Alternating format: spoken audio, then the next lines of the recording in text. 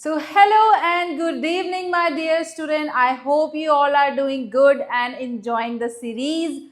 So, today I'm here again with our part number 2 for the chapter that we have started in our last class, which was matter in our surrounding. So, today we'll moving forward with the topics and we'll also have a quick revision for this lecture. So, before I'll start the lecture, just quickly give me a thumbs up that ma'am you are audible and clearly visible. I will also check from my end that my voice is clear and visible to all of am I visible to all of you or not? All right. Good evening Amit. Good evening Yashika. Good evening Suhani. So I hope you all are studying hard and enjoying the lectures. And I got the thumbs up from all of your side. I guess we are good to go and we'll start the lecture for today. So in the previous class, we have studied about what is matter and what are the property of particle from which a matter is made up of. All right, so we have studied. Let's just quickly revise the properties that we have seen in the last class. Let me just take you go through the properties. Okay, all right, so we have started the characteristics of particle. We have studied the four property. I hope you all have revised the topic and remember those property. So the first property was like the particle of matter are very small, right? We have done an activity to prove this property. Second, the particle of matter have space between them. All right. Third, the particle of matter are constantly moving as the temperature rises and particle move fast. Right. And we also learn the concept of kinetic energy here, that how kinetic energy and temperature are related. If temperature rises, kinetic energy also rises, which means particle will start moving faster and they will travel a long distance. And also we have compared the three states of matter according to kinetic energy, that solid has the least kinetic energy, liquid had moderate, and gas particle has the highest kinetic energy. All right. Let's move on to the last property, which is like the particle of matter attracts each other. So we have tried to break other substances, different substances like chalk, ice, and iron nail. And we found out that when you try to break the iron nail, it is very difficult. Why? Because the particle have strongest force between them. That's why it is quite impossible to break the iron nail as compared to chalk and ice, right? So we have studied these four property. We will now move forward with this chapter and let's study the property of the states of matter. So how many states of matter that we have talked about? So in the last class, we also talk about the states of matter. Let's see what states of matter. So we know that physically, if you divide the matter into physical classification, according to its physical classification, the matter is divided into basically three types. And what are they? We have studied in the class: solid, right, liquid, and gas. Also, matter can exist into more different forms, although we have studied it that total, if we talk about universe, then in our universe total we have 22 states of matter, but we study only these three states: solid, liquid, and gas. But let me just quickly give you a overview for the fourth state of matter, which is plasma, which is a super hot gases. How plasma form? When you ionize the gases, like the gaseous state, if you ionize a gas, if you provide a lot of temperature at very high temperature, if a gas is ionized, then that state is called plasma. So this is our fourth state of matter where it is present. So the matter which is present at very high temperature, like sun. So sun is what? Sun is the result of plasma. That's why it is very shiny. It has lot of heat which is coming to earth as well, or to many other planets, right? So sun has plasma. Sun surface has plasma. So plasma is the fourth state of matter, and these four states of matter are also known as the fundamental states of matter, like the primary color. We know that there are primary color and if other color are the derivative of it. So these are the primary states of matter, right? The four state. And if I talk about that, what is the abundance of these state, which of the state is present in the most amount in our universe, that is plasma only. Because the stars, the sun, and we know that our universe is made up of a lot of stars and the sun, right? So plasma is present in all of them, right? So that is why plasma is the most abundant state in the universe, if we talk about the universe. All right, and let's talk about one more state, which is Bose-Einstein condensate.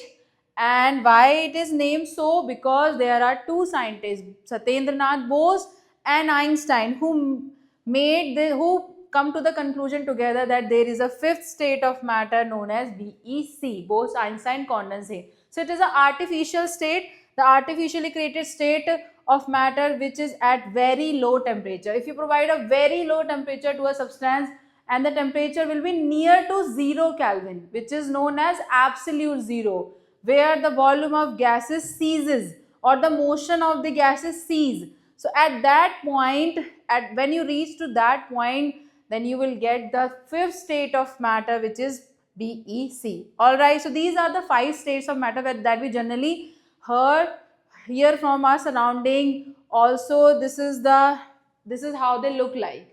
And if we talk about the all state, then there are total 22 states, and I have already give you the reference from where you get to know about the other states. You can watch the video and get to know, and comment me that what other state you know, and you can comment in the chat box or the comment box. All right, let's move on to next part. All right, so we have studied the state of matter. Now we just have to focus on solid, liquid and gaseous state, because we are going to talk about the properties of solid, liquid and gases only. Alright, we need not to worry about plasma and BEC. Alright, let's move forward and we will study about the solid state of matter and the property of solid state of matter. So let's understand thoroughly and deeply and in details that what is solid state and what are the property of a solid matter.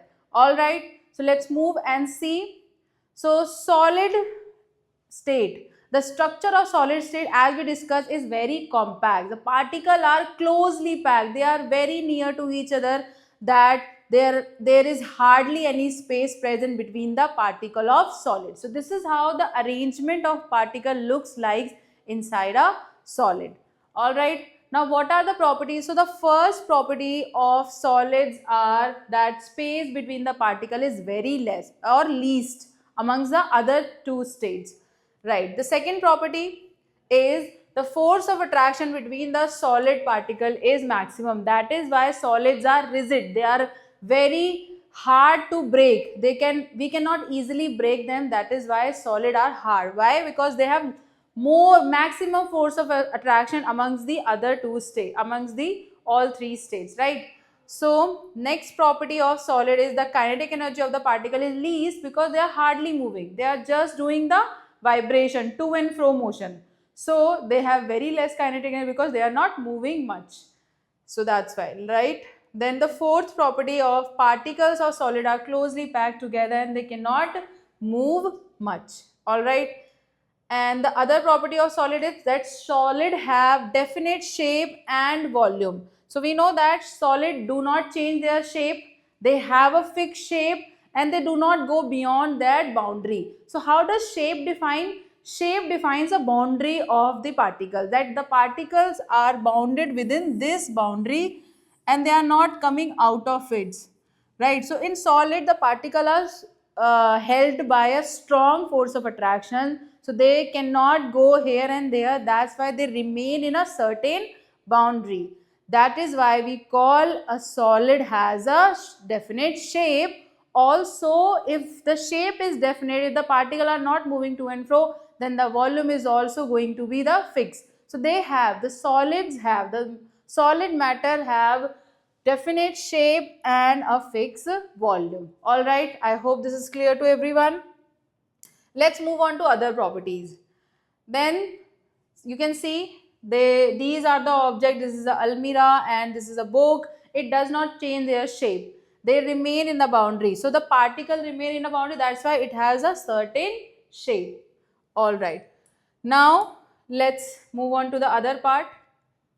The next property is that solids are almost incompressible. So what is incompressibility, or what do we understand by compressibility? So compressibility is the ability to reduce the space between the particle. But if you can observe this image, you can see that the space is almost negligible. They hardly have any space. So can we compress them? Can we now compress the object and reduce the space? No. So it is very negligible, or very impossible to, not impossible we can say. So it is very hard to compress solid because they hardly have any space. So when they do not have any space, we cannot compress them. So mostly the solids are incompressible. They cannot be compressed. We cannot reduce the space between the particle because there is hardly a space. All right. Let's move on to the next property. As you can see, if we try to compress this wooden block, we will not be able to compress because there is no space present between the particle.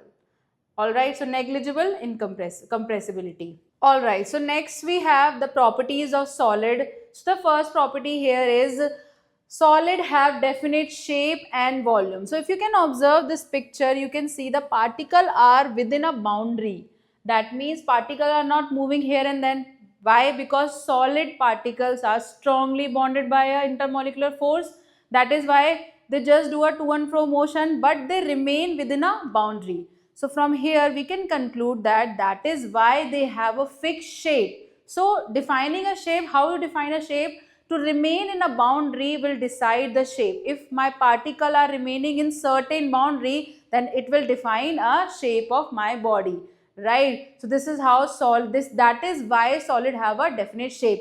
Also, if particle are remaining in a boundary, they are not moving much here and there, then the volume is also going to be fixed, right? So that is why solids have definite shape and volume. If you will observe this book and this almirah, they have definite shape, and here you can say there are distinct boundaries. There is a boundary and particle are remaining in those boundaries. That is why these two objects are called solid, right? Next up we have that solids are almost incompressible. So what is incompressibility or what is compressibility? So we know that compressibility is the ability to reduce the intermolecular space present between the particle. Now the solid hardly have any space, so how you will reduce this space between the particle? So from here we can see that solids are very less compressible. Only there are few exceptions that we will study furthermore, right? But generally mostly solids are incompressible because they do not have space present between the particle, right? So we cannot compress solid. If you will take this block of wood, you will not be able to compress it much, right? It will not be compressible. So it has negligible compressibility. Then their volume does not change any because after applying any outside force. Why? Because there is very less space that we will not be able to compress, right? Now next we have that solids are rigid. So why they are rigid? Again, it is dependent because they have less space present between the particle. They are so close that they do not change their shape. So if something is not changing their shape and is compactly arranged and held by a strong particle force, strong intermolecular force, then those objects become rigid and also hard, right? So this is the third property of solid, unbending and inflexible, right? Now next move, you can observe these objects, they all are unbending and also very inflexible, right? Next up we have their shape does not change by any external force. If you will apply external force, the shape will not change, right?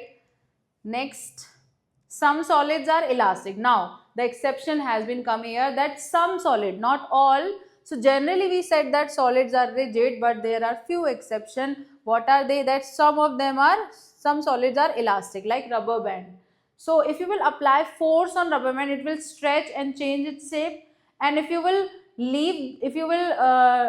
remove the force from the rubber band, it will come into the shape again. So this is called elasticity. If you are changing shape because of the force and then regain the shape again after removing the force, this kind of property is called elasticity. So some solids are elastic like rubber band. So we know that when we apply force on rubber band, it will stretch, and after removing the force it will regain their shape. Alright, so I hope this is clear to everyone. Now next up we have some solids are plastic as well, right? Clay and dough. So plastic means they can change their shape permanently. So like dough and clay, if you will apply force, they will change their shape, and if you will remove the force, they will remain in that shape only. So they will not regain its shape. So this is also one exceptional case. Generally solids do not change its shape, but here there are few only some solids are there which behaves like plastic, which can be molded into different shape, right? So here some solid do not do change their shape when applied, when force is applied, and do not regain their shape when force is removed, right? I hope this is understand. So these are the exceptional cases of solid property. Generally, so we'll generally see these, and then these are the few exceptions which might can come in your exam. So in your exam, in your school UT exam or half yearly exam, they can ask you question like this, the exceptional cases. All right, let's move on. Let's move further. Now let's see about the liquid state of matter and the property of liquid state. Also we will be seeing the gaseous state of matter and property of gaseous state. Now why we are studying them together? Because they are quite related, right? Generally we see that liquid and gases have similar property except one or two, right? So let's just understand them and we'll see how liquid are different from solid and how gases are different than solid and liquid. All right, so let's move forward and see. So first we'll see that liquid the space between the particle is moderate. It's not very less or it's not very huge. So you can see the diagram. In diagram it is clearly shown that the particle have some space. So we have already studied it in our first lecture that they are loosely packed. They are not compactly arranged, they are loosely packed. There is some space present between the particle of liquid, right? This is the structure of liquid. Now the next up we have the force of attraction between the particle is less, more, or if you compare to solid it is less, very less. All right. Now the kinetic energy of the particle is less, or you can say here you can compare like it is moderate, more than solid but less than gaseous state. So it has moderate energy, right? So this is the third thing. Now if we talk about liquid, that liquid particle have a moderate distance between each other, so the particle can move. So they are loosely packed, that's why liquid particle can move more as compared to solid, right? Not like gases, they can move freely, but yes, they can move. And now as you can see these container, if you will fill these container with liquid, with any liquid, then what you will observe that liquid have a definite volume but indefinite shape. So from these container what we have observed that if you will take one glass of water, right, we will taking a one glass of water and filling it in the bottle and in this container. Now you will see that if you will fill one glass of water in the bottle, it might take up space till this point, or in this container it might take this till this space, right? But from here we get to know that volume is not increasing. They are not taking the whole space present in the container. They are only taking the space which their molecular allowed, right? So in bottle the space will increase till this point, and in container it will take only this much space, right? So from here, from this activity we get to know that liquid have a particular or a definite volume. The volume does not increase. The volume is not indefinite. The volume is definite here. It is fixed.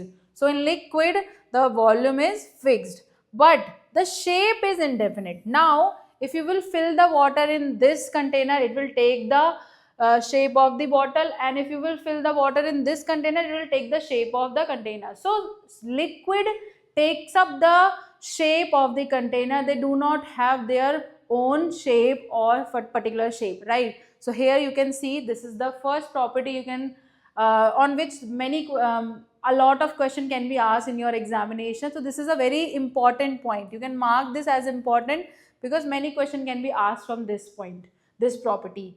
Next up, liquid cannot be compressed easily because although it has space but very less space, not like gas but more than solids, but still they are not very much compressible. They are very less, not very much. We can say that they cannot be compressed easily.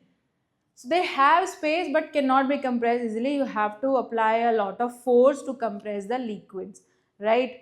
Now all liquids can flow. If you will flow the water, if you will empty a water bottle on a floor, then you will see the water will start flowing on the floor, right? So all the liquids can flow, and this property is known as fluidity. The ability to flow. The ability to flow is known as fluidity. So all the liquids can flow, but here there is a twist that not all the liquid flow at the same rate. Like water, if you compare water and honey, they both can flow because they both are liquid, but they do not flow at the same rate. So how we get to know? So we arrange four transparent container here. So let's understand this by an activity. So we have taken 4 container. Now in each container we have placed a slanting position scale, right? So that we can easily see that how the liquids are flowing. Then we have taken 4 different type of liquids. What are they? We have taken milk, kerosene, honey and water.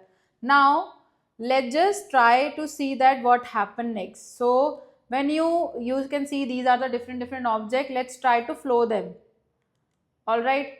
So allow the liquid to flow down and observe the speed at which they are flowing. So we just need to observe the speed, that how they are flowing.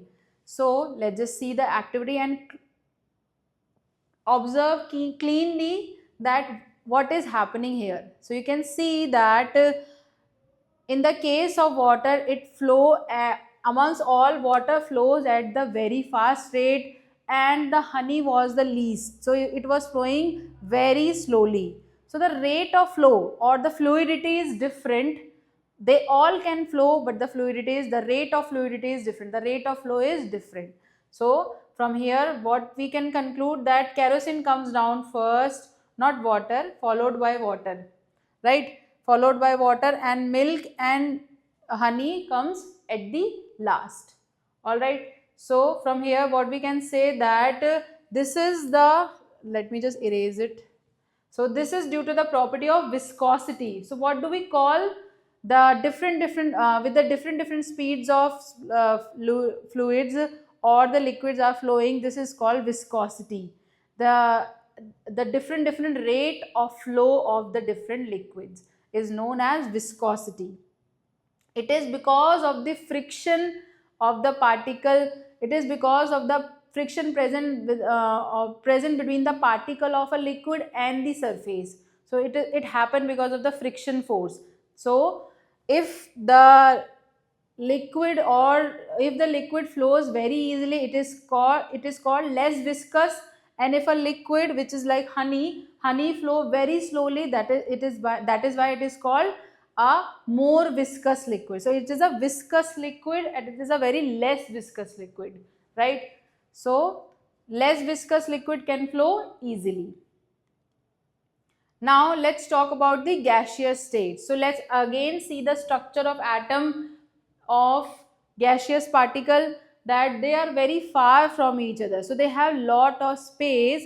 Now from this we can conclude the properties like that since gaseous particle have the highest space present between them, they can move freely. They can very easily flow anywhere they want, right? So from here we can say that the space between the particle is highest. Next, the force of attraction between the particle is least. Then third, the kinetic energy of the particle is highest. Why? Because the particles are very far away from each other, so they can move freely. That's why they do more motion and when the motion is high, the kinetic energy is also high, right? And then we can now conclude the property of gas, that gases do not have definite shape and volume, right? So the gases does not have any fixed shape, also they do not have any particular volume. Why? Because if you will fill any amount of gas into any container, it will take up all the space present inside a container. If we fill any gas in this room as well, it will take all the space present inside the room. So that is why, unlike liquid, right, liquid does not take all the space, so they only take the space which is fixed, right, according to their volume. So that is why liquid have the fixed volume, but gas does not do that. They will take up all the space that they will get. So from here we can conclude that gases do not have fixed volume and also do not have a fixed shape. It will take the shape of the container only, right? Now this boy is thinking about something, that her mother is cooking pizza, I guess, for himself. He is very happy. So he has a question, that pizza, oh my god. I hope many of you are feeling hungry by seeing pizza here, and it is quite mouth watering. Also, pizza is my favorite, so I'm also feeling little hungry now. So let's see what question arise in this boy minds, that smell of delicious pizza can be felt from a distance. Is it right? I hope we all can feel this. Yes, if somebody bring pizza in the classroom or in our home, we quickly get to know, yes, pizza is here. Oh my god, Domino's pizza is coming, and from other brand pizza is coming, and we run towards it, right? This happened with everyone. So why is it so? How we get the smell of pizza? Because the hot sizzling pizza has the gaseous particle. The vapor is coming from it, and it will contain the gaseous particle of the pizza slice. So pizza is a matter, right? It has some particle. Now it will diffuse into the particle of pizza, the hot sizzling pizza or the vapor of the pizza will diffuse into air, and because its temperature is more, so it will diffuse in the air and travel the longer distance. So when it is traveling the longer distance, it will reach into our noses, and we get the smell of pizza from a distance, right? So this is how we get to know, yes, pizza is in the house. So this boy was wondering that why it is taking place, because gases can flow. They show the property of fluidity, right? The gaseous molecule, the gaseous particle will diffuse into air, and they can flow easily, they can move easily. That is why you get the smell of hot sizzling food or hot pizza from a distance, because particles are continuously moving as well. They have high kinetic energy, so, and particles are also free to move because they have lot of space. That's why we get the smell of any gas very quickly as compared to liquid or solids. Now gas move very fast and can be stored by the solid walls of containers. So how gases can be controlled? If we will put them in a container of solid, because solid have dense structure, so gases cannot surpass them. So we need to keep a gas into a container so that it will not leak and cannot be easily flow anywhere, because some gases are very hazardous. If you have heard about the Bhopal gas tragedy, so the gas leaked and it spread into the whole into many areas, and it was very poisonous and many people died because of that. So we need to keep these kind of gases into containers so that they won't leak. If they leak, it may be very hazardous for any one of us, right? So we need to be very careful about the storage of gases or gaseous particle or gaseous matter, right? Now let's move to next property, that gases can be easily compressed and squeezed together. Why?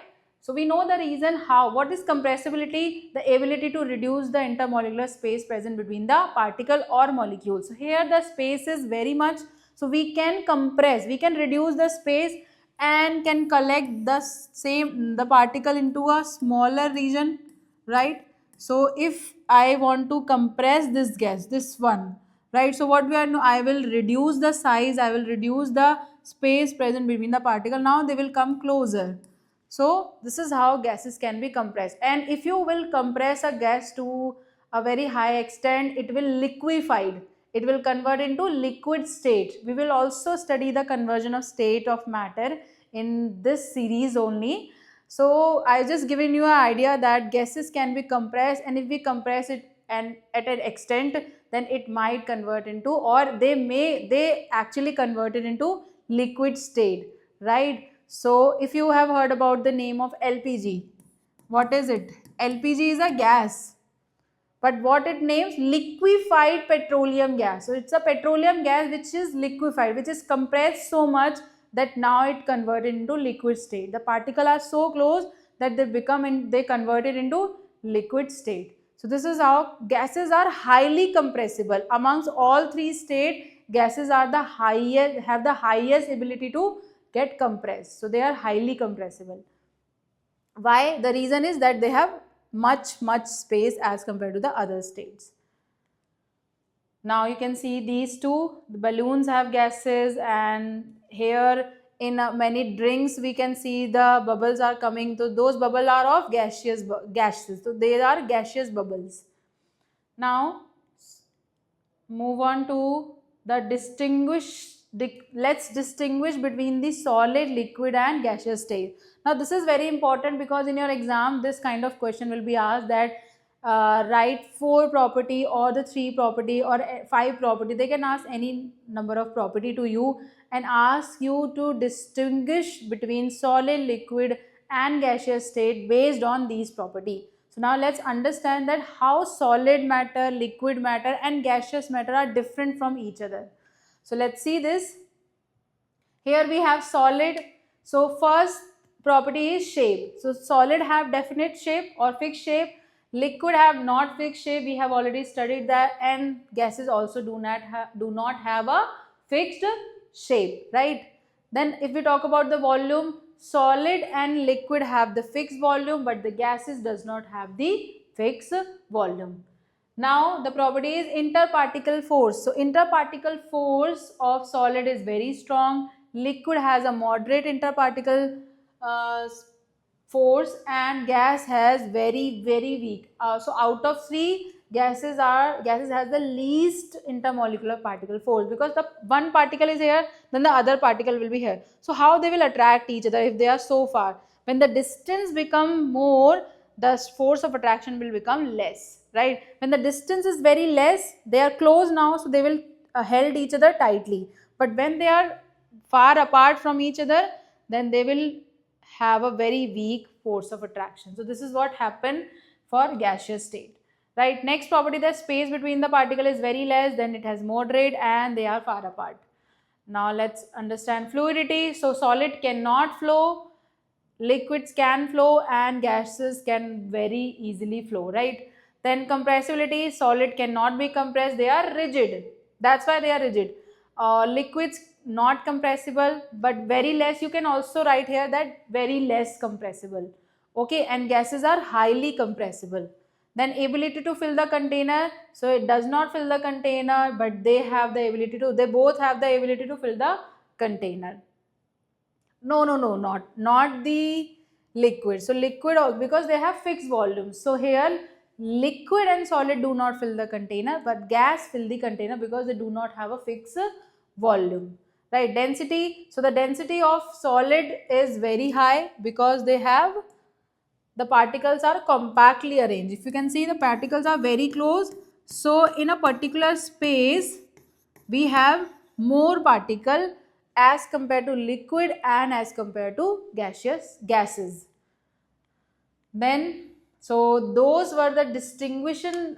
So this is how we are distinguished between the three states of matter, and in your exam it can be asked. So just mark it as important because these kind of question will come in your examination. Oh, all right. Now let's move on to the next part, which is the change of state or the kinetic theory of matter. Now we will study that how matter changes its state from one state to another, like from solid to liquid or liquid to gas. And we will also study the kinetic theory of matter, that how kinetic energy is related and how particles are changing this state.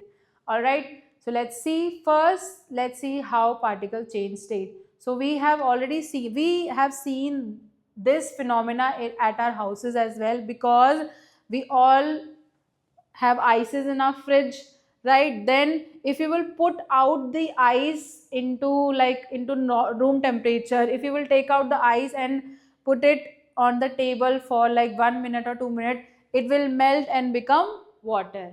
And now if you will take this water and boil this and put it on the gas, then it will convert it into vapor. So we have seen this phenomena at our houses, that this is how change of states taken place. So what are this? This is a solid state, right? We know that ice are in the form of solid. Then after some time it will convert it into liquid state, and then it converted into steam, which is a gaseous state. All right. So this is how change of state take place. Now why it is happening? Or nowadays you can do the vice versa as well. If you cool down the steam, if you will condense the steam, it will convert it into liquid. And if you will take the water tray or the ice tray and fill the water in it, and you will put it in the fridge, and after 1 to 3 hours you will see it will convert it into ice cubes. So this is vice versa phenomena also takes place. Now why it is happening, what exactly is happening, it is the point of thinking. What happened inside the matter during the change, and also what happened to the particle of matter, what exactly happened and why they have changed the state. And one more question, that how does this change of state take place. So we'll answer all the three questions, that what happened inside the particle during the change of state, and what happened the particle of matter, and how does the change of state take place. So let's understand them one by one. The change of state take place, the phase or the state of matter can change when the temperature changes. So why does that happen? Because in the fridge the temperature was very low, but when you take out the ice cube and put it into the room temperature was higher than the temperature inside the fridge. So the temperature increases. Now what happened when temperature increases? When temperature increases, each addition or of energy creates a change in state. So what exactly happening? Because here the energy is changed. When you take out the ice cube from the fridge, the energy has been increased. So when energy is added to the particle, the change in state will happen. Why? Because if you will give some energy to solid, the particle, the energy of the kinetic energy of the particle will increases. And after once they gain the enough kinetic energy to break the force of attraction between their particle, they are free to move. And once they are free, they will convert it into liquid state.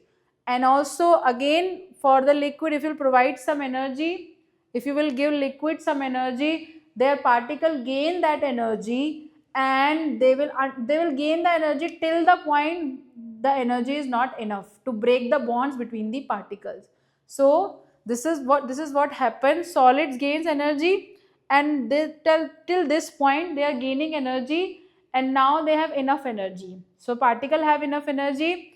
What happens then? The all energy will be invested to break the bonds between the particle, and then solid will converted into liquid, and this phenomena is known as fusion, or we can say this melting, because ice melts and converted into water, and water is a liquid. So this phenomena, solid to liquid change, is called melting or fusion. Similarly, if you will give or if you will boil water, it will gain the energy, and until this point it is gaining energy and the temperature is rising.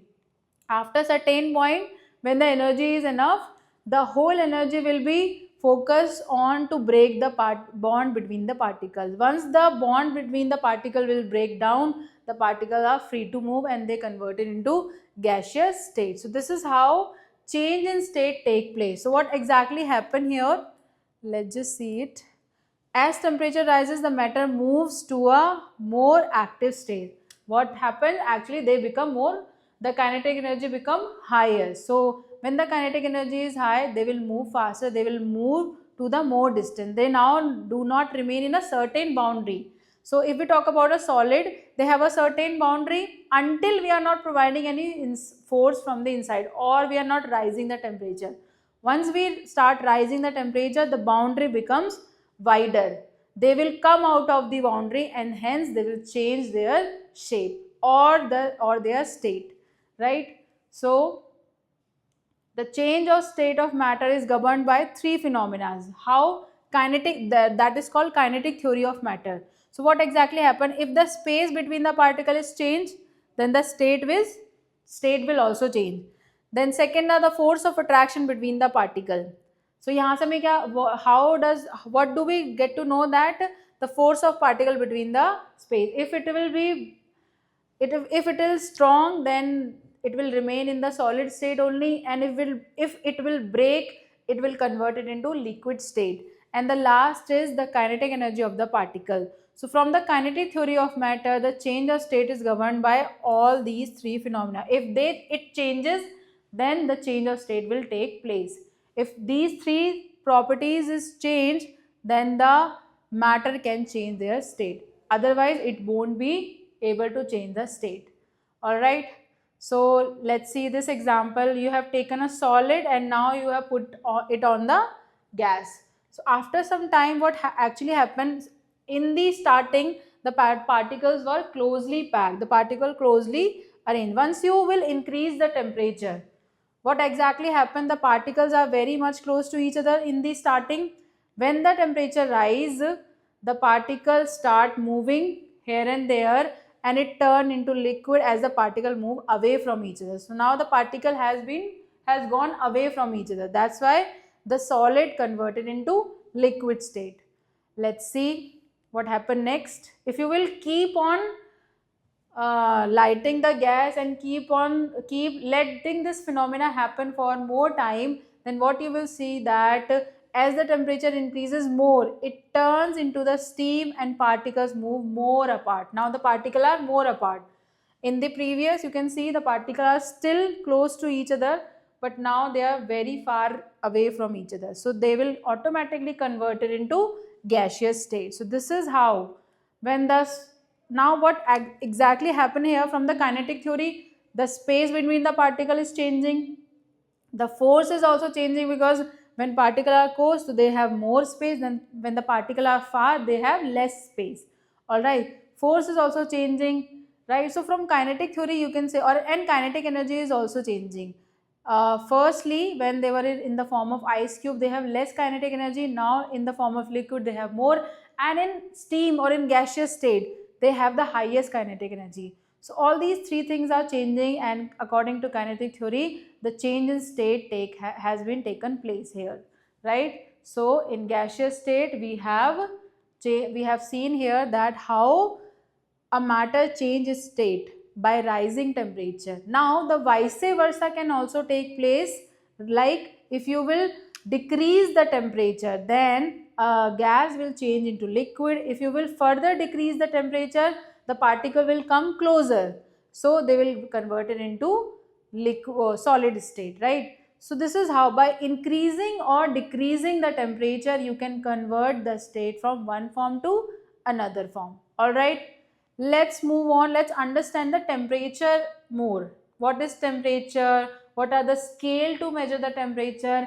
And we will see a very easy numerical based on the temperature, right? So let's first understand what is temperature, what exactly temperature tells us.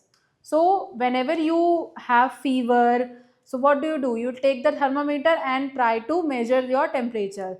So from this you will get to know, what you will get to know, that how much heat your body is releasing. So actually temperature tells you about the how much hot or a cold a body is. So it will tell you the warmthness or the coldness of the matter. So from temperature, measurement of hotness and coldness of a substance. So temperature tells you the coldness and hotness of the substances. Now how to measure the temperature? So we have three different scale to measure the temperature, and what are they? We have a Celsius scale, then we have a Kelvin scale, and finally we have a Fahrenheit scale. So who made these scales? So he was the scientist Andreas Celsius who made this scale. Then we have another scientist, Lord William Thomson Kelvin, who made the Kelvin scale. And lastly, the Fahrenheit scale, जिसको हम that we also known as Doctor scale, was made by Daniel Fahrenheit. All right. So these are the different scale and the different scientists who made these scales. All right. So let's understand these scales furthermore. So as it was written in the last slide that the Kelvin scale is the SI unit of the temperature. So we know that there are many units to measure the substance like length. Length you can measure by meters, kilometer, centimeter, decimeter, millimeter, nanometer. Right? There are different units to measure the length. But what is the SI unit? It is meter. So similarly, there we have different scale to measure the temperature, but the Kelvin scale has the SI unit. So whenever anybody talks about the what is the SI unit to measure the temperature, that is Kelvin. So in your higher classes, you will use Kelvin more as compared to degree Celsius. We generally know the degree Celsius, but this is not the SI unit. We use Kelvin scale more in our higher classes and in our experiment. Okay. Now let's understand Kelvin scale in detail because the temperature has the SI unit as Kelvin. So among all the three scales, the SI unit for temperature is Kelvin. Alright. So let's just understand. At Kelvin scale, temperature at which the gas is cooled to obtain zero volume is known as absolute zero. So the fifth state of matter that we have studied, BEC, how does it obtain? When the gases are cooled down at very low temperature, and what was that very low temperature? It is absolute or near to absolute zero. Although the absolute temperature is hypothetical, it is very hard to obtain this temperature or to seize the motion of the gaseous molecule. That's why they will obtain the zero volume. So this is how. So BEC, how does we create? We create it at very low temperature at 0 Kelvin. Alright, so now let's understand more things about this scale, that such a volume and below are not practically possible to obtain.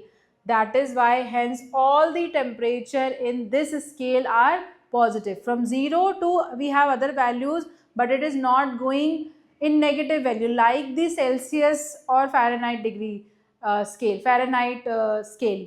Right, so in those scale we have minus or negative values, but here we have all positive value.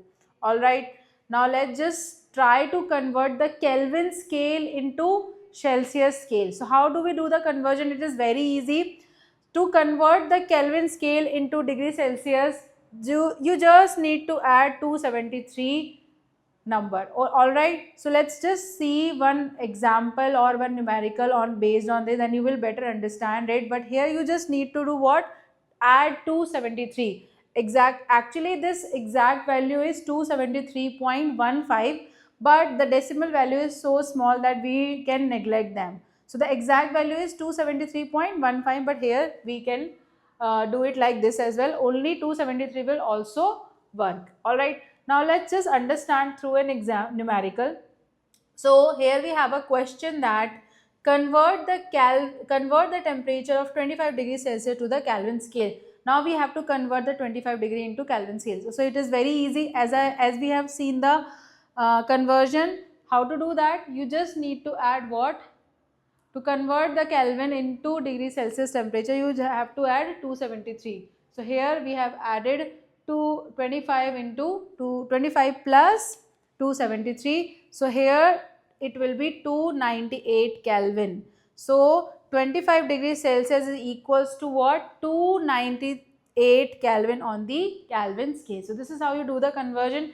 If you want to convert the degree Celsius temperature into Kelvin, then you can use this easy formula, and you can do the vice versa.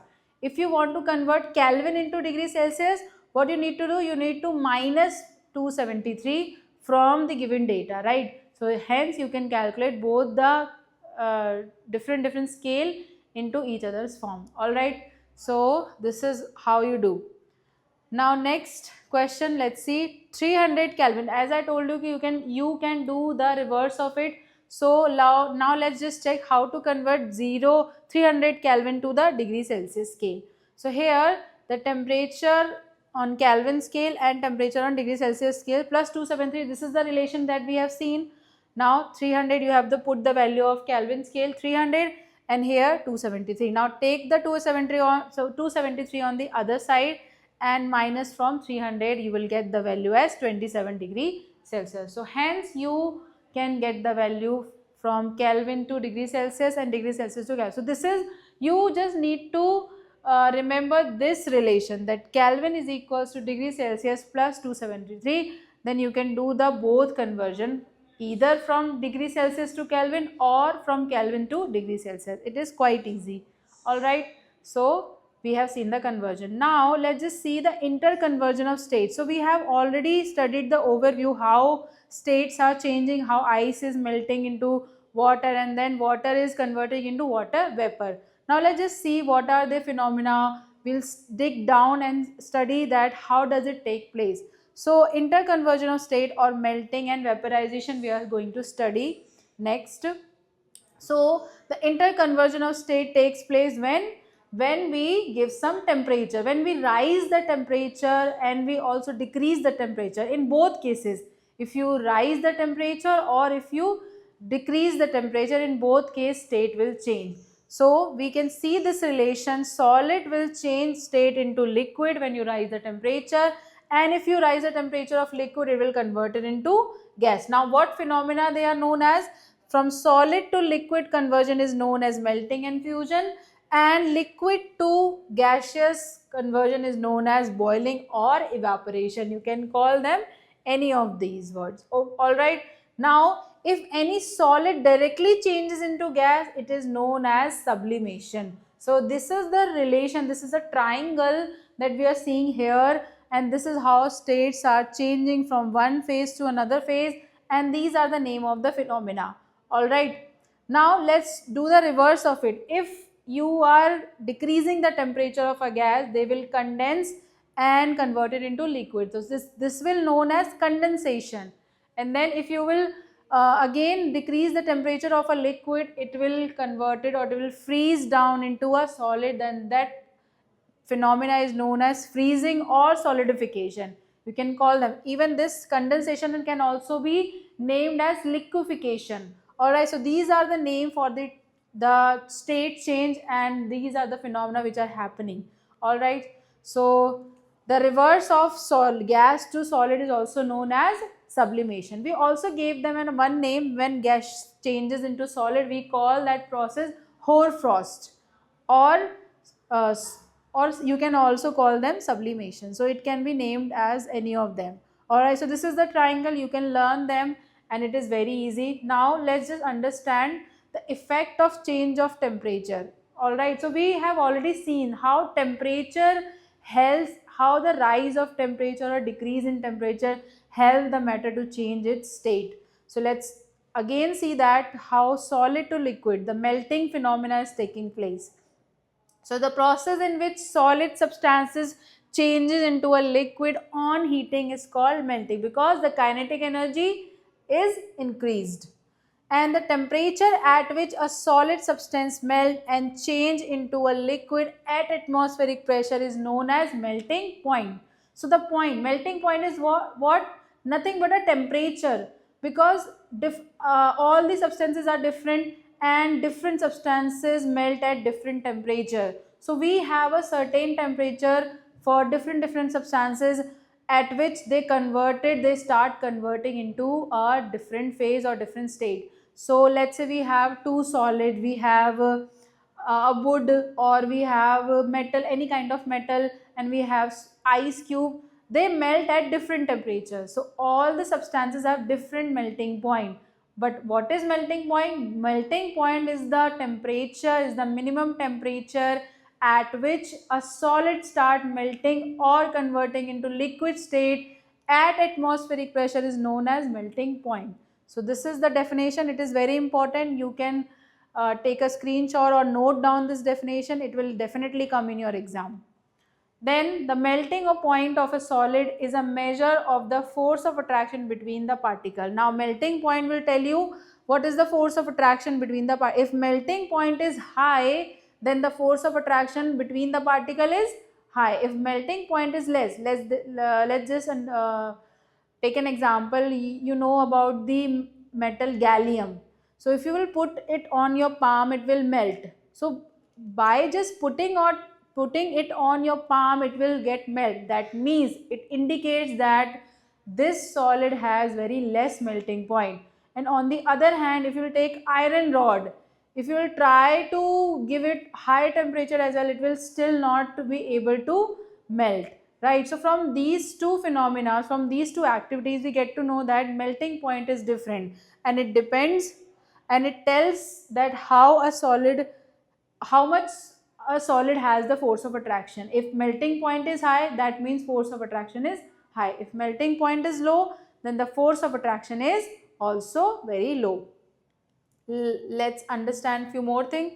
So ice converted into water, and the melting point of ice is 0 degree Celsius. We all know that ice melt at 0 degree Celsius. Now the melting point of iron is 1535 degree Celsius. So you see, both are solid, but they both have different melting point and they have huge difference. So it shows what? It shows that iron is very strong. Iron has strong intermolecular force as compared to ice. Alright, let's understand the conversion of liquid state to gaseous state, which is also known as vaporization. Now vaporization is divided into two parts. We call one vaporization as boiling, and one vaporization is also known as evaporation. So we will understand the difference between these two phenomena furthermore, and there are lot many phenomena, lot many daily things which are depends on the, or which are explained by the phenomena of evaporation. So we'll understand them later on. So vaporization, the conversion of liquid into state, is divided into two parts, boiling and evaporation. Now let's just understand how boiling. So when you boil water, it will convert into steam. So what exactly happened? The process in which liquid converted into gaseous state is known as rapidly, is known as, on heating, is known as vaporization. Alright. Now the temperature, there must be some temperature at which this phenomena is taking place. So the temperature at which this phenomena, when at which a liquid boils and changes rapidly into a gas at atmospheric pressure, is known as boiling point of the liquid. Again, can all the liquids have the same boiling point? So the answer is, the answer is no. Every liquid have its own boiling point, and again the boiling point will tell the strength of the force of attraction between the particle present inside a liquid. Alright, so boiling point of water is 100 degrees Celsius. And on the other hand, if we talk about alcohol or alcohol, the boiling point as 78 degrees Celsius. If we talk about acetone has the boiling point near 54 degrees Celsius. So these all are liquid, but they have different boiling point. That means they changes into gaseous state at different temperature. They all takes up different energy to convert into gaseous state. So not all the liquid have the same boiling point. Every liquid has its own different boiling point. So from this, I hope it is clear to everyone. Alright, now let's understand the process of condensation and freezing. So we have understood that how solid converted into liquid and liquid converted into gaseous state. Now let's see the vice versa, the reverse of it, which is known as condensation and freezing. So how gas changes to liquid when you decrease the temperature of the substance, right? So condensation is the process of changing of gas vapor into a liquid by cooling, which means you are decreasing the temperature, is called condensation. Now how, if you can see, this condensation is a very common phenomena that happen in our nature. The sea water rises up due to the high temperature and convert into vapor, and after some time when the clouds clump together and they become heavy, after some time the weather changes there. So clouds condense together and droplets start coming out. So the rain coming out on the earth. Alright. So here condensation is the process which takes a place in our daily life as well. You have seen this cycle as well. This is known as water cycle, right? So all right. Okay. Condensation is the reverse of boiling. So in boiling, what exactly happened? Liquid converted into gas on increasing temperature. So it is just reverse of it. Here we are decreasing the temperature and gas is converting into liquid. Alright, so it is reverse of it. Now steam, when you will decrease the temperature, convert into water again. Also you have seen this in your houses as well. Whenever you boil water and turn off the gas and put a plate on over it, you will see after some time you will see the droplet on your plate. So what exactly happened? The condensation has taken place there. In our atmosphere, the water cycle, you have seen this phenomena generally takes place. Now in this process, water formed due to the evaporation because of the rise of high up of the temperature is low, so water condense to liquid. So because of the high temperature, water evaporate, and once it will, the cloud form, the water vapor clump together, the temperature is low in the atmosphere, the upper side the temperature is low, so it will again convert into liquid state and come out as rain on the earth. Right, so liquid, now let's just understand the other phenomena. It might getting blur. Now it is okay. All right, so the liquid to solid, what it is called? It is called freezing. So it is just the opposite of melting process. So there it was the solid converting into liquid. Now here liquid converting into solid on decreasing the temperature. So the process of changing a liquid into solid by cooling is called freezing. So here water, when you put the water tray, the ice tray, and you will put the water in it and will put it in the fridge, after some time it will convert into ice cubes. Right, so freezing is the reverse of melting. Like condensation was the reverse of boiling, here freezing is the reverse of melting. All right, now so today we are ending up the topic here only. In next class we will be understanding more about the change of state of matter, that how exactly the force between the particle break down, how temperature rises, why temperature become constant at a point. So I will be answering all the question in our next lecture. Until then, you all be studying and revising this lecture. I hope you all are studying really good. You need to work hard and revise all the lectures. Also, you can visit our Telegram channel, which is given in the description box, for the question related to the topic. So I will share the questions that you can solve and practice, so that your topic will be good to go and you will be strong in this topic. All right, and also if you face any problem, you have any doubt related to your school or your examination, you can comment in the comment box, and then I'll check and answer and get back to all of you. So till then, take care, bye bye. I'll see you all in my next class. Until, study hard and take care. Bye bye everyone. See you soon.